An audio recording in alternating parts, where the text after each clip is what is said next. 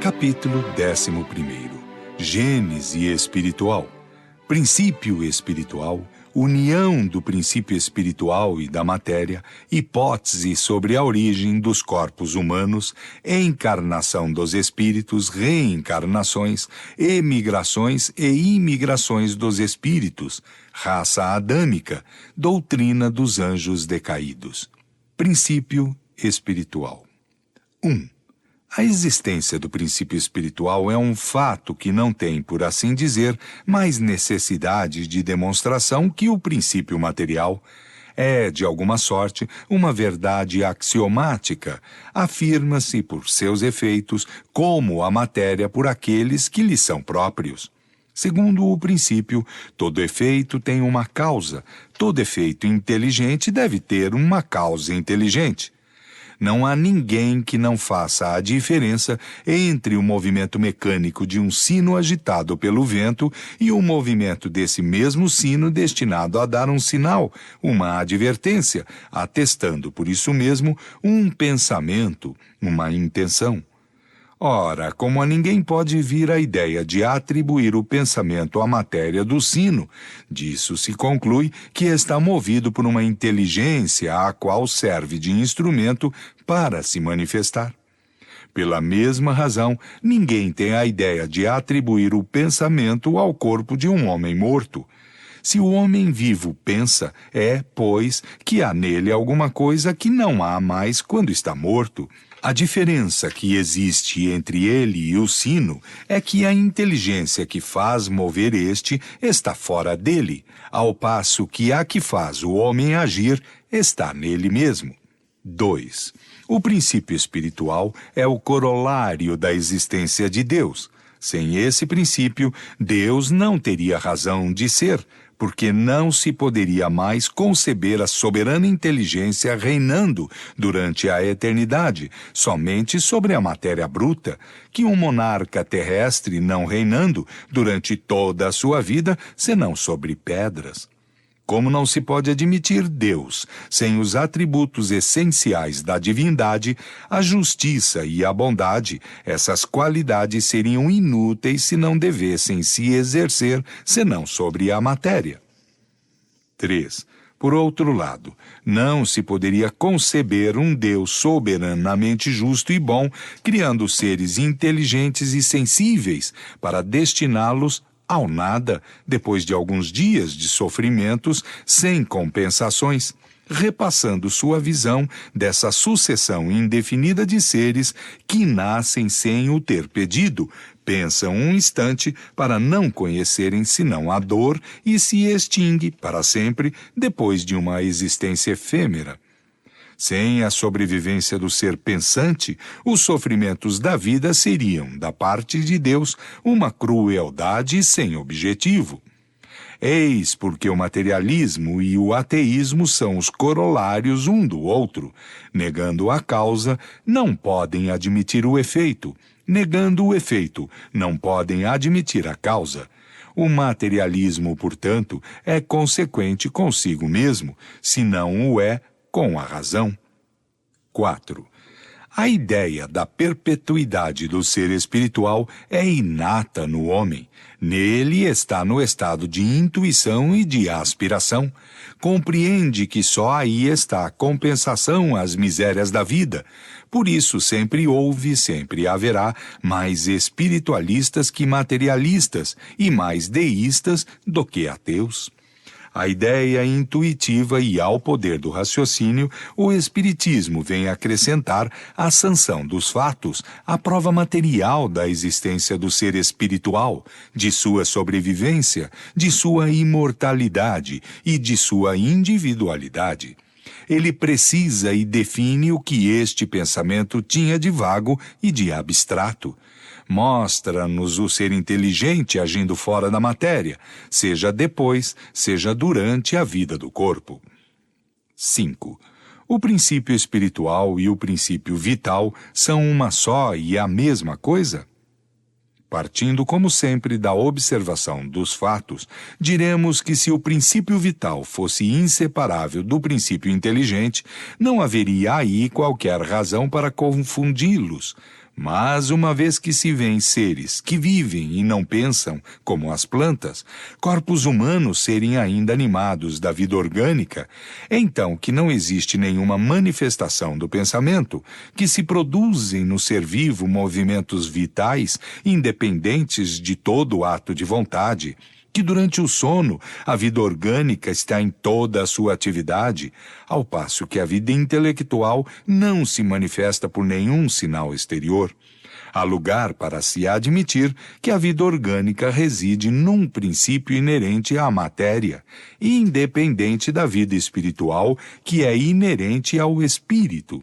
Desde então que a matéria tem uma vitalidade independente do espírito e que o espírito tem uma vitalidade independente da matéria, torna-se evidente que esta dupla vitalidade repousa sobre dois princípios diferentes.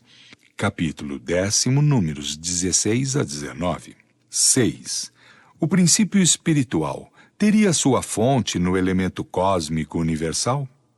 Não seria senão uma transformação, um modo de existência desse elemento como a luz, a eletricidade, o calor, etc.? Se assim fosse, o princípio espiritual sofreria as vicissitudes da matéria. Extinguir-se-ia pela desagregação como princípio vital.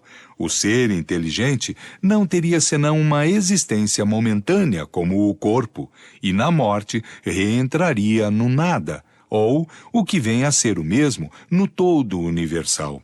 Isto seria, numa palavra, a sanção das doutrinas materialistas. As propriedades sui generis que são reconhecidas no princípio espiritual provam que ele tem a sua existência própria, independente, uma vez que, se tivesse a sua origem na matéria, não teria essas propriedades. Uma vez que a inteligência e o pensamento não podem ser atributos da matéria, chega-se a essa conclusão remontando dos efeitos à causa, que o elemento material e o elemento espiritual são os dois princípios constitutivos do universo. O elemento espiritual individualizado constitui os seres chamados espíritos, como o elemento material individualizado constitui os diferentes corpos da natureza, orgânicos e inorgânicos. 7. Sendo admitido o ser espiritual e sua fonte não podendo estar na matéria, qual é a sua origem, o seu ponto de partida? Aqui, os meios de investigação fazem absolutamente falta, como em tudo que se prende ao princípio das coisas. O homem não pode constatar senão o que existe, sobre todo o resto não pode emitir senão hipóteses. E seja que esse conhecimento ultrapasse a capacidade de sua inteligência atual, seja que há para ele inutilidade ou inconveniência em possuí-lo para o momento. Deus não lhe o dá mesmo pela revelação. O que Deus lhe faz dizer pelos seus mensageiros, e o que, aliás, o homem poderia deduzir ele mesmo do princípio da soberana justiça, que é um dos atributos essenciais da divindade, é que todos têm um mesmo ponto de partida. Que todos são criados simples e ignorantes, com uma igual aptidão para progredir pela sua atividade individual, que todos atingirão um grau de perfeição compatível com a criatura pelos seus esforços pessoais, que todos, sendo filhos de um mesmo pai, são objeto de uma igual solicitude, que não há nenhum mais favorecido ou melhor dotado que os outros, e dispensado do trabalho que seria imposto a outros para alcançar o objetivo. 8. Ao mesmo tempo que Deus criou mundos materiais de toda a eternidade, igualmente criou seres espirituais de toda a eternidade. Sem isso, os mundos materiais estariam sem objetivo. Conceber-se-ia antes os seres espirituais sem os mundos materiais, que estes últimos sem os seres espirituais. São os mundos materiais que devem fornecer aos seres espirituais os elementos da atividade para o desenvolvimento de sua inteligência. 9. O progresso é a condição normal dos seres espirituais e a perfeição relativa o objetivo que devem alcançar. Ora, Deus, tendo criado de toda a eternidade e criando sem cessar de toda a eternidade, também terá havido os que alcançaram o ponto culminante da escala. Antes que a Terra existisse, mundos haviam sucedido os mundos, e quando a Terra saiu do caos dos elementos, o espaço estava povoado de seres espirituais, em todos os graus de adiantamento, desde aqueles que nasciam para a vida até aqueles que, de toda a eternidade, tomaram lugar entre os puros espíritos, vulgarmente chamados anjos. União do princípio espiritual e da matéria. 10.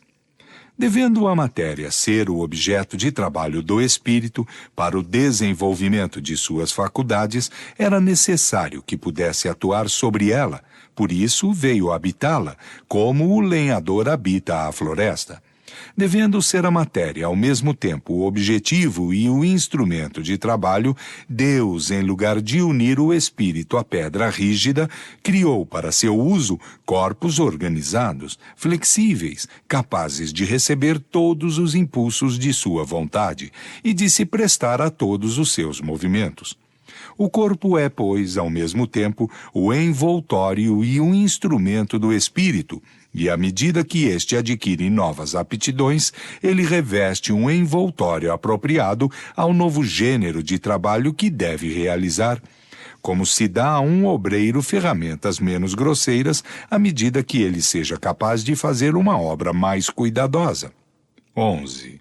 Para ser mais exato, é necessário dizer que é o próprio espírito que dá forma ao seu envoltório e o apropria às suas novas necessidades, aperfeiçoa-o, desenvolve-o e completa o organismo à medida que sente a necessidade de manifestar novas faculdades. Em uma palavra, ele a coloca na estatura de sua inteligência. Deus lhe fornece os materiais, cabe-lhe empregá-los. Assim é que as raças avançadas têm um organismo ou, querendo-se, uma aparelhagem cerebral mais aperfeiçoada que as raças primitivas. Explica-se assim, igualmente, o cunho especial que o caráter do espírito imprime aos traços da fisionomia e ao comportamento do corpo. Capítulo 8, número 7, da Alma da Terra. Asteriscos. Vide nota explicativa da editora no final do livro. 12. Desde que um espírito nasce na vida espiritual, deve, para o seu adiantamento, fazer uso de suas faculdades, de início, rudimentares. Por isso ele reveste um envoltório corporal apropriado ao seu estado de infância intelectual, envoltório que deixa para revestir um outro à medida que as suas forças aumentam. Ora, como em todos os tempos houve mundos, e que esses mundos deram nascimento a corpos organizados próprios a receberem os espíritos, de todos os tempos os espíritos encontraram, qualquer que fosse o seu grau de adiantamento, os elementos necessários à sua vida carnal. 13. Sendo o corpo exclusivamente material, sofre as influências da matéria. Depois de funcionar algum tempo, ele se desorganiza e se decompõe. O princípio vital, não achando mais o elemento de sua atividade, se extingue e o corpo morre. O espírito, para quem o corpo privado de vida é doravante sem utilidade, deixa-o como se deixa uma casa em ruína ou uma veste fora de serviço. 14. O corpo não é, pois, senão um envoltório destinado a receber o espírito. Desde então, pouco importam a sua origem e os materiais de que é construído. Que o corpo do homem seja uma criação especial ou não, não deixa de ser formado com os mesmos elementos que os dos animais, animado do mesmo princípio vital, de outro modo dito, aquecido pelo mesmo fogo, como é alumiado pela mesma luz, sujeito às mesmas vicissitudes e às mesmas necessidades. É um ponto sobre o qual não há contestação. a não considerar senão a matéria, e fazendo a abstração do espírito, o homem não tem, pois, nada que o distingue do animal, mas tudo muda de aspecto, fazendo-se uma distinção entre a habitação e o habitante. Um grande senhor, sob o colmo ou vestido com o burel de um camponês, com isso não se acha menos grande senhor. Ocorre o mesmo com um homem. Não é a sua vestimenta de carne que o eleva acima do animal e dele faz um ser à parte. É o seu ser espiritual, o seu espírito.